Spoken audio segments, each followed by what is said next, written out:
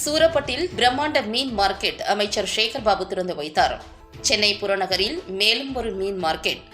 அம்பத்தூர் அருகே புதிதாக கட்டப்பட்டுள்ள பிரம்மாண்ட மீன் மார்க்கெட்டை அமைச்சர் சேகர் பாபு திறந்து வைத்தார்.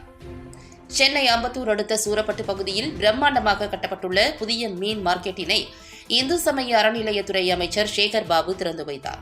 மீன் விற்கும் தொழில் செய்யும் பெண்களுக்கு மீன் கூடை மற்றும் தார் பாய்கள் உள்ளிட்டவற்றை அவர் வழங்கினார்.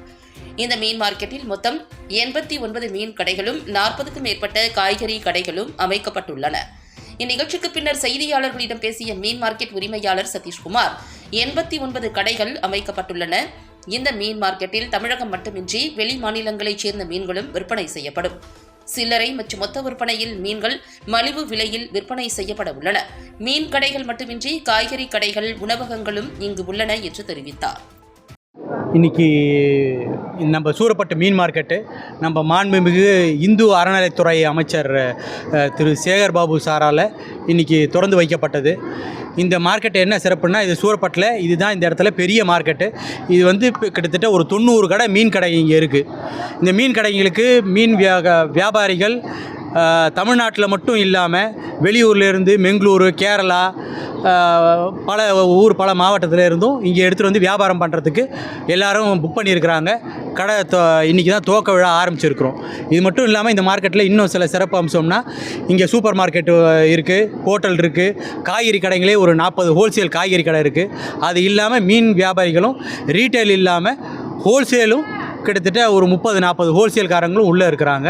அதனால் இன்னிலிருந்து இது சிறந்த முறையில் பெரிய அளவில் எல்லாருக்கும் எல்லா வகையான மீன்களும் மலிவான விலையில் எப்பவும் ராத்திரி 9 மணி வரைக்கும் இந்த மார்க்கெட் திறந்துருக்கும். அதனால் எப்போவும் இந்த மீன் வர்ற பொதுமக்களுக்கும் சரி, வர்ற வியாபாரிகளுக்கும் இங்கேருந்து வாங்கிட்டு போகிற அளவுக்கு எப்பயுமே இங்கே மீன் அவைலபிளாக இருந்துக்கிட்டு இருக்கும். அது மட்டும் இல்லாமல் காய்கறி மற்ற எல்லாமே இது உள்ளார வருது.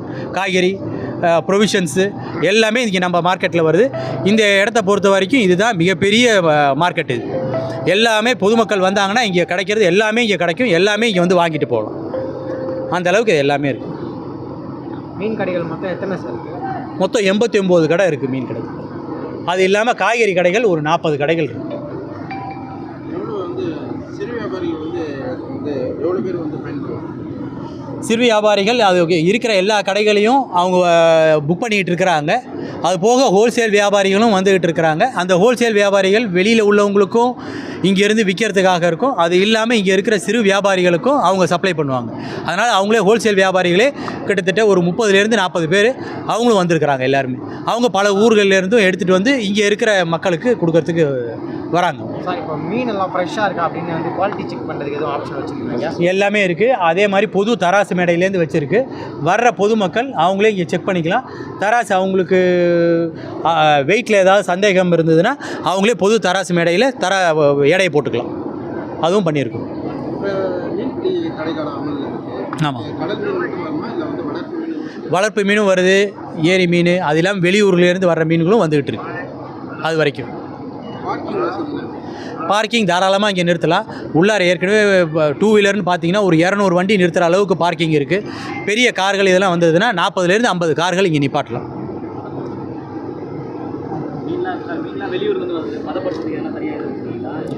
இது வரைக்கும் இல்லை, எல்லாமே ஃப்ரெஷ் மீன் தான். இங்கே இப்போதைக்கு எதுவும் இல்லை, பதப்படுத்தி எதுவும் கொடுக்குற மாதிரி இல்லை. எல்லாமே அப்பப்போ காலையில் வரும், அப்பயே மதியத்துக்குள்ளார எல்லாம் வியாபாரம் ஆகிடும்.